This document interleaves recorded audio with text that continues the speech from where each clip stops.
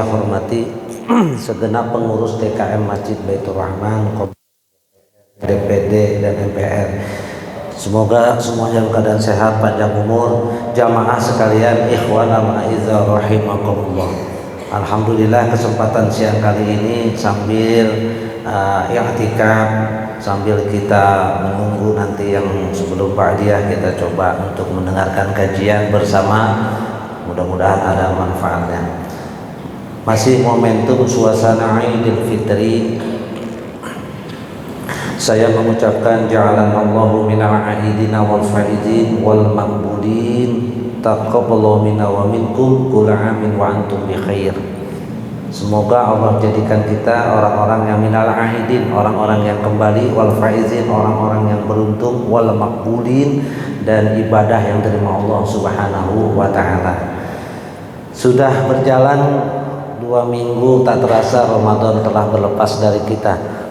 yang masih menyangkut, mengganjal di hati kita, apakah dengan tema yang meraih keberkahan di bulan Ramadan, dan apakah ibadah kita diterima Allah Subhanahu wa taala.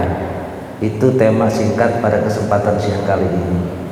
Pertama, meraih keberkahan di bulan Ramadan, indikatornya adalah ziyadatul khair, bertambah kebaikan. Siapa orang keluar dari Ramadan dengan penuh tambah kebaikan, tandanya orang itu barokah. Bapak Ibu, barokah itu nggak bisa diukur dengan ukuran misalnya data statistik atau ilmu apapun, tidak. Keberkahan itu bisa berbentuk materi atau non materi, keluarga yang bahagia, sakinah, mawaddah, warahmah, gitu Pak. Kemarin bini yang ngomel-ngomel sekarang jadi adem, kagak ngomel-ngomel, berkah itu. Anak kita yang kemarinnya tahu-tahu nggak pernah sembahyang, sholat susah, begitu beres Ramadan, keluarga kita pada adem, semuanya nggak ada yang berantem, nggak ada yang bertengkar, sholatnya pada rajin, barokah. Duitnya dikit nggak masalah. Emang indikator orang punya bahagia itu berkah duit? Tidak. Ada juga naik pangkat, naik jabatan, pokoknya bertambah kebaikan, itu barokah minallah. Tapi nggak bisa diukur keberkahan itu dengan ilmu apapun, tidak. Karena tabarakalladzi biyadil mulku wa huwa ala kulli syai'in qadir. Keberkahan itu datangnya dari Allah Subhanahu wa taala. Kemudian yang kedua, hadirin ikhwan al-a'izzah rahimakumullah, bahwa tanda atau ciri diterimanya suatu amal, kan kita sudah di Ramadan nih, kemarin rajin kita ibadah lah, min sa'iril amali sholihat, pokoknya amal ibadah kita kerjain, kebaikan semua kita kerjain di Ramadan. Keluar dari Ramadan, kan seperti tadi itu doa saya, semoga ibadah kita dimakbul, diterima Allah Subhanahu wa taala. Dengan selalu kalau Ramadan kan imam suka doa tuh atas muraqi atau bilal, Allahumma taqabbal minna sholatana wa siyamana wa qiyamana wa ruku'ana. Itu tuh buat tamim taksirana ya Allah ya arhamar rahimin. Pertanyaannya paling gampang, apakah ibadah kita diterima Allah apa enggak? Mau tahu enggak? Halo, assalamualaikum. Nah, santai aja. Ini kita ngaji nih, ya, fokus. Yang belum sembahyang ba'diyah, tar dulu sembahyang ba'diyahnya. Yang pegang handphone, tahan dulu. Yang sholat ba'diyah aja saya larang, gimana main handphone? Loh, kok dilarang sholat ba'diyah Pak Ustadz? Di Serpong, di Telkom, saya omelin tuh Pak. Lagi ceramah di sholat ba'diyah. Pertanyaannya gampang, sholat ba'diyah hukumnya apa? Nuntut ilmu hukumnya? Tuh tahu. Jangan ngambek ya kalau saya bilang begitu. Ntar aja, saya juga mau ba'diyah, tenang, masih lama waktu. Ini ilmu nih, penting nih. Indikator atau tanda diterimanya amal ibadah, Bapak Ibu, itu banyak Pak. Saya ambil gini aja dah. Syekh Zarruq dalam syarahnya Hikam Ibnu Athaillah bilang bahwa salah satunya nih yang menjadikan bahwa ibadah diterima Allah Subhanahu wa taala adalah mendapatkan ketenangan hidup. Jadi tenangnya jiwa, tenangnya diri, itu tanda diterimanya, Bang. Maksudnya bagaimana? Ini orang kalau ibadahnya masih galau, masih cemas, masih ada rasa al-khauf wal huzun, ada rasa takut, sedih, galau, tandanya Allah belum berkenan menerima ibadah. Sembayang, kan tadi doanya iftitah kita baca tuh apa tuh? Inni wajjahtu wajhiya lilladzi fataras samawati wal ardi, seterusnya. Inna sholati wa nusuki wa mahyaya wa mamati lillahi rabbil. Udah janji, Pak, kita lagi sholat sebelum Al-Fatihah tuh, sebelum rukun, ya kan? Inna sholati, sesungguhnya sholatku, wa nusuki, ibadahku, wa mahyaya, hidupku, wa mamati, matiku, lillahi rabbil. Kita lagi sembahyang rakaat kedua, dipikirinnya pangkat. Kita habis sembahyang dan dipikirinnya kira-kira saya naik jabatan apa kagak ya? Yang dipikirinnya, aduh KPR saya gimana, cicilan mobil saya gimana, motor saya gimana, anak saya sekolah gimana, dan sebagainya. Kita baru aja habis menghadap Allah, tandanya kita belum berkenan di sisi Allah. Kenapa? Enggak ada rasa hati kita tenang, taskin, tenang di dalam diri kita. Yang kedua, tanda ciri diterimanya amal ibadah kita nih keluar dari Ramadan adalah dengan bertambah senangnya atau sukanya di dalam beribadah. Artinya ketidakpuasan di dalam ibadah setelah keluar dari Ramadan. Kayaknya kurang aja. Di masjid kayaknya kangen aja, sayang sih kerja, kata dia nih, kalau nggak kerja saya pengen banget dengerin kajian. Begitu, Pak. Kan ada orang, Pak, habis dengerin kajian, lama amat ya. Nah, tandanya nih nggak senang nih orang nih. Bangun malam, kemarin bangun malam, sekarang kagak. Kemarin baca Quran, sekarang enggak. Kenapa? Ibnu Rajab Al-Hanbali, kitabnya namanya Lataiful Ma'arif, bilang begini nih, Pak nih. Alamatu qabuli ta'ati antu salat bi ta'atin ba'daha wa alamatu raddiha bi maksiatin ba'daha. Nauzubillah min dzalik. Wa alamatu qabuli ta'atu antu salat ba'daha. Tanda, alamat, ciri diterimanya satu ketaatan, satu ibadah adalah antu salat. Apa antu salat? Continue mengerjakan, berkesinambungan, kesinambungan ya, berkesinambungan bita'atin ba'daha, dengan melakukan ketaatan setelahnya. Tuh. Wa alamatu raddiha, dan tanda ditolaknya satu ibadah, satu amalan, satu ketaatan adalah kau berbuat maksiat setelahnya. Lebaran beres, minal aidin wal salam semuanya. Hari pertama kena ketupat, kena sayur, kena ini semua. Mestinya kan puasa itu mencegah hawa nafsu, malah ya kan. Ini lebaran malah lebaran badannya. Yang diincar apa? Kagayan, alam Sunda, rest area penuh, makan aja dicari apa? Bakso semuanya. Kan kita kemarin Ramadan ibaratnya sekolah. Lulusannya apa? Mutakin, la'alakum tatakun, orang yang bertakwa. Keluar dari situ mestinya kita pintar, udah sarjana, udah kuliah, kita sarjana Universitas Ramadan. Keluar kita mestinya bertambah amalan ibadah kita. Dengan cirinya apa? Kalau dia kemarin waktu bulan Ramadan baca Al-Qur'annya rajin, mohon maaf hadirin lahir batin, terus sekarang ente kagak baca Quran lagi, Allah kagak terima.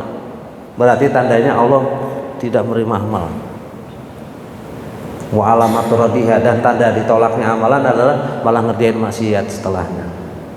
Lagi kemarin kan kita kalau Ramadan sahur bangun ya, bangun dong. Kalau kagak kita gegek sini, ya kagak sahur. Lagi sahur, sholat nggak? Sholat malam, tahajud, ya Pak ya. Yang belum terawih, kadang-kadang pulang ke sini terawih dia capek, nggak apa-apa, malam dia kerjain.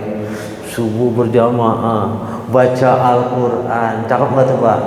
Terus apalagi Pak, berzikir kepada begitu beres Ramadan, Al-Qur'annya disimpan lagi aja di situ. Al-Qur'annya ditaruh aja lagi di rumah di rak. Zikirannya malah kurang. Apalagi sholat Pak, terawih kita kan ba'diyah, qobliyah, witir dan semuanya kagak dikerjain setelah Ramadan. Tandanya Allah tidak berkenan alias tidak menerima amal ibadah kita. Suka nggak suka, mau nggak mau begitu. Karena Ibnu Rajab Al-Hambali bilang, dan itu disepakati oleh ulama yang lain. Jadi paling utama banget diterimanya, gampang Pak, indikatornya apa? Bapak senang beribadah, Bapak melakukan rutinitas ibadah setelahnya, continue ibadah, nggak putus, malahan tambah. Sholat tahajud 2 naik 4. Kemarin nggak pernah duha, Ramadan duha 2, begitu beres Ramadan dia tambah duhanya 4 rakaat. Kemarin wiridannya cuma ba'da sholat, zikirannya sekarang di kantor di mana dia zikir, boleh. Yang penting tidak mengganggu, dia tambah tuh Pak. Rasa takutnya kepada Allah dia tambah Pak. Itu tandanya Allah menerimanya. Yang paling parah, wa alamatur raddiha bi maksiatin badaha. Tanda ditolaknya satu amalan adalah malah ngerjain maksiat setelahnya. Tuh, udah bagus nih beribadah nih Pak. Mabuk, judi, zina, korupsi dan lain-lainnya. Ya, udah bagus kemarin Ramadan. Membuka itu semua, ternyata menutup itu semua, ternyata dibuka lagi setelah Ramadan. Nauzubillah min dzalik. Jangan sampai kita di dalam poin yang kedua ini. Yang ketiga, ciri diterimanya amal ibadah itu adalah dengan kita menerima ketetapan dari Allah Subhanahu wa taala. Ini kata Syekh Zarruq nih dalam syarahnya Hikam. Menerima apa yang Allah berikan atau kelapangan zahiran wa batinan. Lahir batinnya dia menerima atas kehendak dari Allah Subhanahu wa taala. Ini senada dengan yang dimukakan oleh Nabi sallallahu alaihi wasallam dalam hadisnya, salasun, ada 3 golongan orang. Siapa itu? Salasun man kunna la yuqbalullahu yaumal qiyamah sarfun wala adlun. Kata Nabi, ada 3 golongan Allah tidak nerima amal ibadah dia pada hari kiamat, sarfun wala adlun, baik ibadah wajib maupun ibadah sunnah. Nabi nih yang bilang 3 orang yang tidak diterima, berarti konteksnya di luar Ramadan atau umum. Apa? Tidak menerima pada hari kiamat amalan seseorang. Sorfun itu baik wajib wala adun ataupun ibadah yang bersifat sunnah, Allah tolak. Yang pertama al-aqu. Apa al-aqu? Orang yang durhaka kepada kedua orang tua. Nauzubillah min dzalik. Minas sajidin. Orang ini Pak, ahli sujud. Qiyamul layaliha wa siyamul nahariha.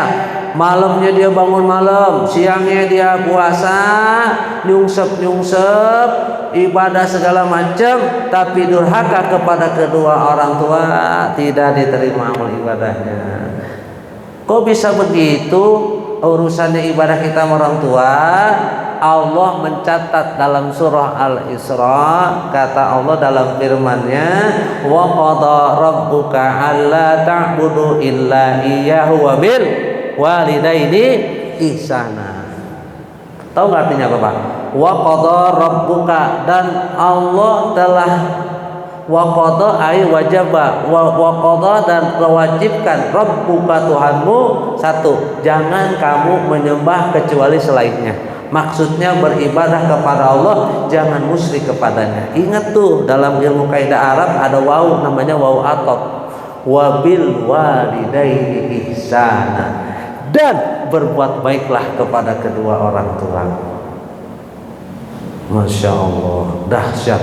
Orang tua direndengin sama Allah.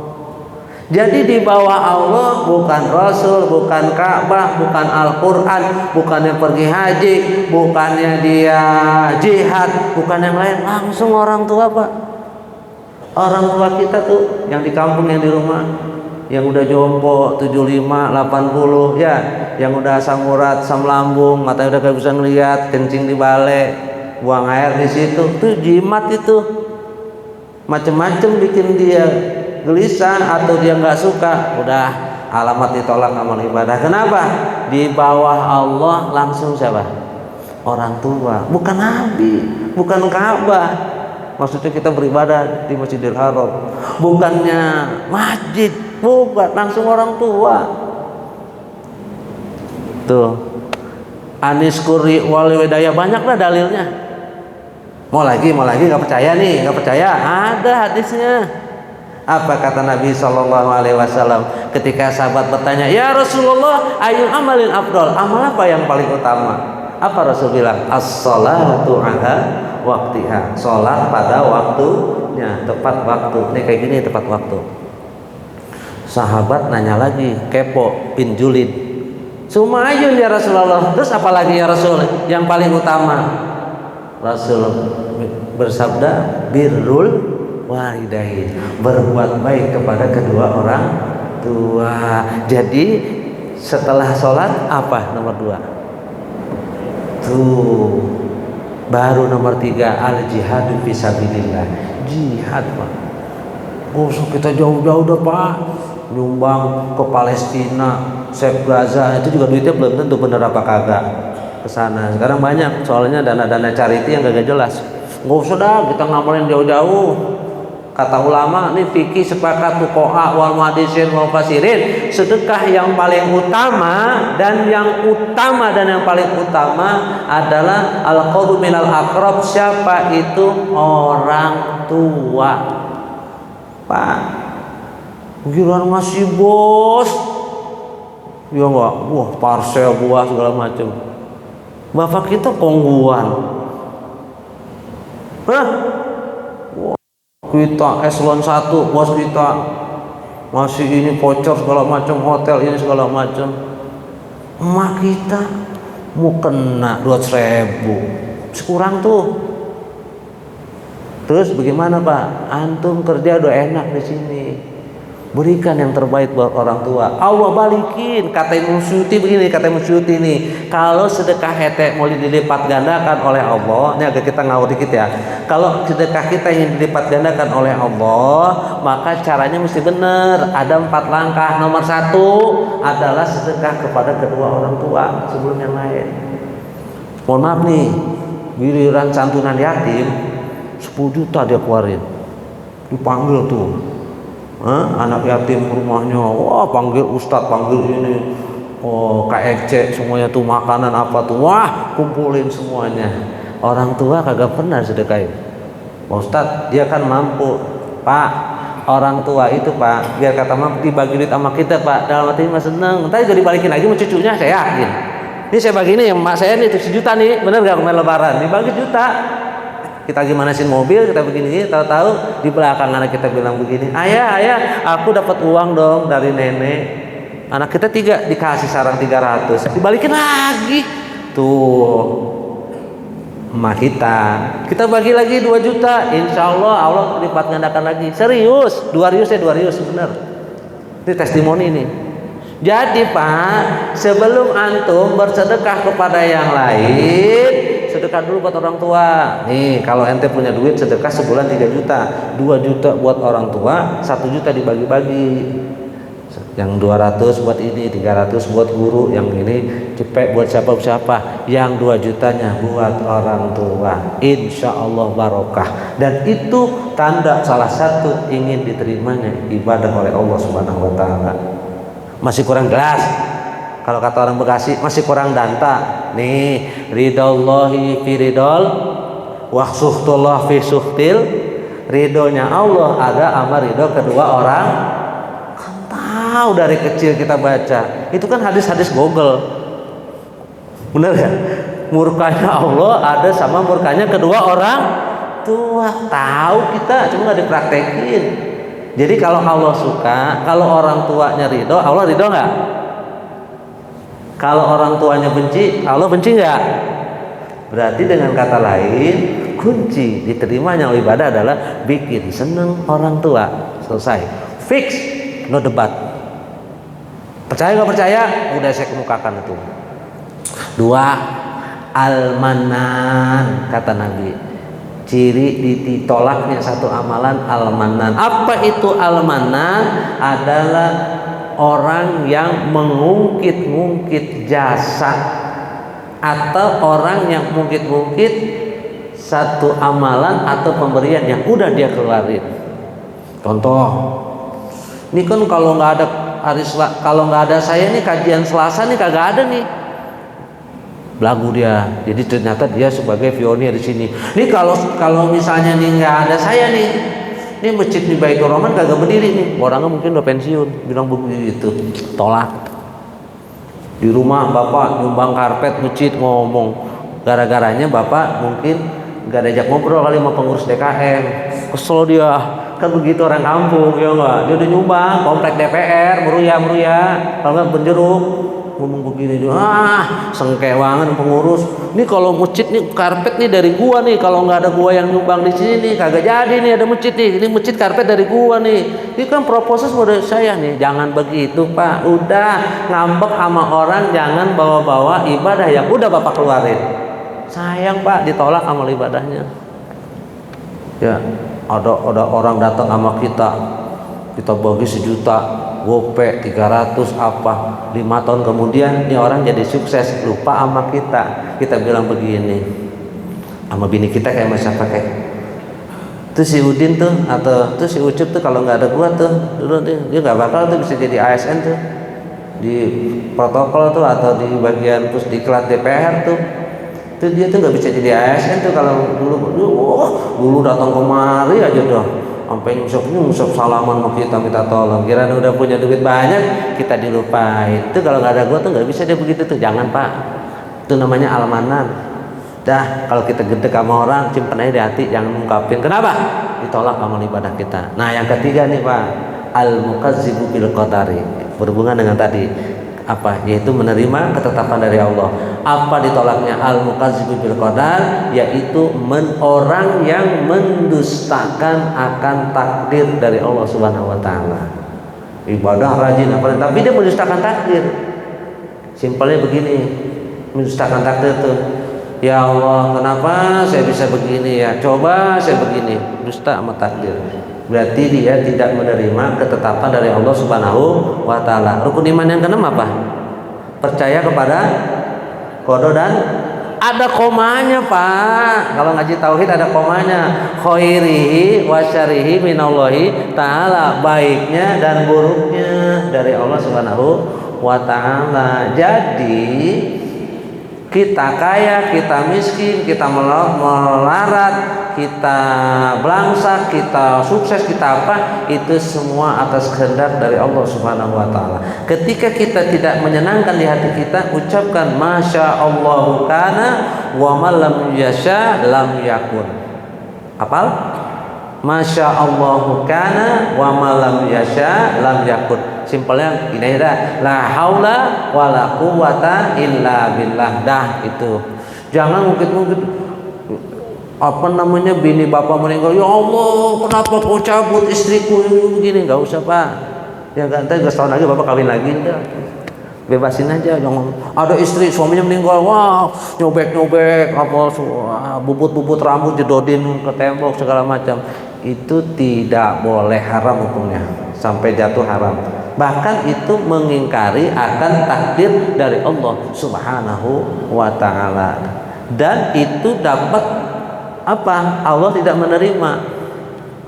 Suatu hari Abu Yazid Al-Bustami, lucu nih, dia lagi sholat bersama imam. Jadi waktu dia ingin safar perjalanan, sholat subuh, sholat isya berjamaah bersama ini imam di satu masjid. Begitu beres sholat, imamnya ngelihat kepada Abu Yazid Al-Bustami, katanya begini, kata imamnya, wahai ya Aba Yazid, wahai Abu Yazid Al-Bustami, ini seorang ulama besar nih, perasaan saya ente kagak pernah kerja tapi duitnya ngalir mulu lancar. Kenapa antum kagak ikhtiar? Perasaan saya kamu beribadah terus, duitnya dari mana? Kok bisa ente nggak kerja kemudian kamu bisa dapat uang dan rezeki dari Allah. Apa kata Abu Yazid? Kata dia, saya jawab nggak nih? Jawab. Apa kata Abu Yazid? Sebentar, saya sholat dulu ya di belakang. Dia sholat tuh, Abu Yazid sholat beres, selesai, ketemu lagi sama tuh imam. Jawabannya cuma begini, kata Abu Yazid, tadi saya sholat mengulang sholat isya saya bersama kamu. Loh, kenapa? Karena kamu tidak percaya kepada rukun iman yang keenam, percaya akan takdir dari Allah Subhanahu wa taala. Jadi dia sholat lagi mengulang. Jawabannya begitu. Kenapa? Karena ngapain saya beriman kepada orang yang gak beriman kepada Allah atas takdir yang Allah berikan. Tuh. Jadi rezeki jodoh aja semua dari Allah, Pak. Cuma masalahnya kadang kita masalah rasa. Betul nggak, Bang? Masalah rasa. Rizki itu kan masalah rasa, Pak, bukan masalah duit. Kagak percaya. Ya, Pak ya. Bang, betul nggak? Tuh yang di belakang. Itu rizki itu masalah rasa. Bukan masalah duit banyak. Nggak percaya, Bang? Oh, yang pojok belah kiri. Ntar hari Jumat sore nih, dia WA bininya nih. Begini bunyi bininya nih. Mah, healing yuk ke puncak. Healing yuk ke puncak. Ntar pulangnya kita ke Cimory, ya kan? Ada apa gitu sana tuh? Ada ini lah. Nah, jalan-jalan. Padahal di rumahnya AC 2 PK, rumahnya karpetnya tebal, wangi, pembantunya ada 3, bininya cakep, anaknya juga pada baik. Dibilang begini, dia WA bininya, mah kita healing yuk, sumpek. Pertanyaan saya, yang sumpek hatinya apa rumahnya? Hati. Cakep. Kalau saya nggak buat duit sih, cakep. Tukang somai, Pak, kontrak di belakang rumah saya, tanah warisan tuh. Tukang somai, Pak, kontrakannya paling ya dua deh, satu depan sama belakang WC. Asal hujan kebanjir, belakang kali sanggerahan. Tukang somai, gerobaknya ada 5, Pak. Sebelahnya tukang pempek. Pinggir kali asal hujan bocor, nyamuk banyak. Bininya di kampung, anaknya di kampung. Kang somai yang seharinya duit cuma dapat 50-70 ribu itu juga bayar kontrakannya gantian. Itu juga kagak jelas, diomelin mulu, kadang-kadang kita ketok pintu, bayar gitu. Juta 300 bulan, 5 orang masih begitu. Kita lihat siang-siang tidur, mana mangap, kaki diangkat, kata kita, Masya Allah, enak banget tuh tidur. Padahal tidurnya di ubin, WC-nya juga mana jelek. Kalau kita kan geli, dan begitu ya, kontrakan. Tuh Pak, tenang Pak dia, Pak. Mana mangap, mungkin begini, enak banget tidurnya, Pak. Yang kerjanya udah kita ASN, tenang, mobil ada, apa ada, AC-nya 2 PK, tidur masih aja gelisah. Pertanyaan saya, yang soal rasanya, rumahnya apa hatinya? Tuh, gak percaya. Sekarang Bapak nih pulang dari sini, Pak, ketemu bini di rumah, perut lapar, kata bini begini, Pak, pokoknya pulang jangan kemana-mana, langsung pulang ke rumah. Papa, mama masak enak.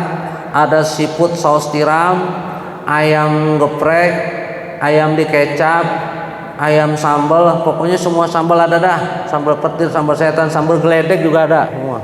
Jangan kemana-mana, awas, kata bininya. Siap. Wah, udah perut udah lapar nih, Pak. Dia gak mau kemana-mana, Pak, gak mau makan. Pulang sampai rumah, bininya ngomong begini, perkara sepele, kenapa pulang terlambat? Mampir dulu ya ke rumah janda ya. Mana HP-nya, mana ininya? Perut kan lagi lapar ya, Bang ya. Dia kata begitu. Apa katanya? Udah, gua kagak jadi makan, lapar gua udah hilang, gua kagak nafsu makan. Pertanyaan saya, makanannya enak kagak tuh? Halo, assalamualaikum. Enak gak makanannya? Kok dia pakai bilang begini? Gua kagak nafsu makan, lagi enak semuanya. Apa kamu suwe banget begitu? Kabur lah dia. Nongkrong di pos roda sama si Udin, ya kan? biasa ambil keretan Samsu.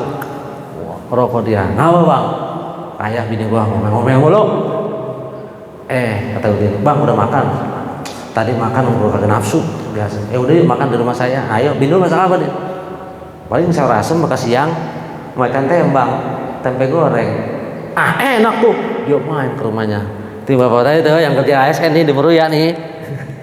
Ini komplek DPR. Kan jaga posnya security-nya orang biasa, orang belakang kampung. Ya udah makan kok. Sayur asem bekas siang, ikan tembang, ikan japu, sambal goang sama tempe goreng, Pak. Kata dia, Masya Allah enak banget nih, di bibir 3 hari kagak berasa. 3 hari kagak hilang kata dia. Padahal menunya sayur asem, ikan tembang, sambal sama tempe. Pertanyaan saya, enakan mana mau yang tadi tuh?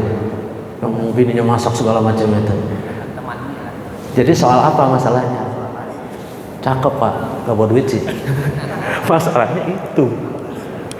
Soalnya itu Pak. Jadi Pak, syarat diterimanya amal, Bapak mesti menerima takdir dari Allah Subhanahu wa Ta'ala. Jadi kesimpulannya yang paling esensial banget nih, yang paling utama banget, ciri diterimanya amal ibadah oleh Allah Subhanahu wa Ta'ala adalah dengan cara Bapak melangsungkan ibadah kontinu setelahnya. Kalau Bapak berkurang, tandanya Allah belum berkenan, arti tidak menerima. Contoh yang tadi saya bilang, Bapak kemarin rajin sholat qobliyah ba'diyah, besoknya malah enggak, tandanya Allah tidak menerima. Kemarin Bapak puasa Senin Kemis, sekarang enggak, tandanya tidak diterima. Begitu seterusnya. Semakin Bapak rajin, maka semakin Bapak ibadah terima Allah Subhanahu wa Ta'ala, terutama di dalam baca Al-Quran. Tips dari saya terakhir, bagaimana Pak Ustadz? Saya kan kerja, baca Quran terbatas. Sebelum antum melakukan aktivitas bangun sholat subuh, sebelum berkata kalamun nas, kalamullah, antum harus baca Al-Quran setiap hari, wala surah, sekalipun 1 surah yang pendek. Kenapa? Barokah dari Allah adalah membaca Al-Quran. Tidak mesti memegang Al-Quran kecuali dalam keadaan junub. Contoh, beres sholat, assalamualaikum warahmatullahi wabarakatuh, assalamualaikum warahmatullahi wabarakatuh, wiridan sebentar beres, baca Al-Quran. A'udzubillahi bismillahirrahmanirrahim. Apa ya? Wailul likulli humazatin lumazah, sampai beres fi amadin mumaddada. Shadaqallahul azim. Berapa lama itu Pak? Kira-kira hafal nggak surah Wailul Pak? Araital hafal nggak Pak? Kulhu, Al-Falaq, An-Nas, itu kan bagian dari Al-Quran bukan Pak? Berarti membaca Al-Quran, apalagi sambil habis sholat subuh pegang Quran, ambil 1 ain kayak 2 ain kayak, gak usah ada 1 surah kepanjangan. Bapak orang kerja sibuk, cukup 1 ain. Gak bisa Pak, udah habis sholat subuh sebelum ngomong sama orang-orang, bacalah Al-Quran walaupun dengan surah Al-Ikhlas. Karena itu adalah keberkahan. Sebelum antum ngomong sama orang-orang, sebelum berbicara di hadapan orang, sebelum aktivitas duniawi, ngomong dulu sama Allah dengan kalamullah, sebagai bentuk kafarat penebus. Kali-kali aja antum sudah di siang sampai malam melakukan aktivitas mulut yang tidak berguna, tapi sudah di cover di waktu pagi hari sebelum melakukan aktivitas apapun, antum tutup, antum buka, yaitu dengan membaca Al-Quran. Bagus lagi ditutup dengan membaca Al-Quran. Lagi-lagi metodenya seperti itu. Kalau nggak bisa buka Al-Quran, cukup baca surah yang antum bisa, itu pun termasuk bagian dari membaca Al-Quran. Ini saja mungkin yang kami sampaikan. Mudah-mudahan ada manfaatnya. Semoga amal ibadah kita terima Allah Subhanahu wa Ta'ala, dan kita semuanya dimasukkan ke dalam surganya Allah, dan Allah meridhai kita semua, diberikan keberkahan fid dini wad dunya wal akhirah. Walanya tidak kasih masalah al-futuh wal usuh wal munuh wala sadati waruh. Al-Fatihah. A'udzubillahi minasyaitonir rajim. Bismillahirrahmanirrahim. Alhamdulillahirabbil alamin arrahmanirrahim maliki yaumiddin. Karena berdua ia karena selain ihdinas siratal mustaqim siratal ladzina an'amta 'alaihim waladhdallin. Amin. Pas jam 1:05. Wassalamualaikum warahmatullahi wabarakatuh. Waalaikumsalam warahmatullahi wabarakatuh. Terima kasih sebesar-besarnya atas penjelasan yang disampaikan oleh Ustaz Rizky. Mudah-mudahan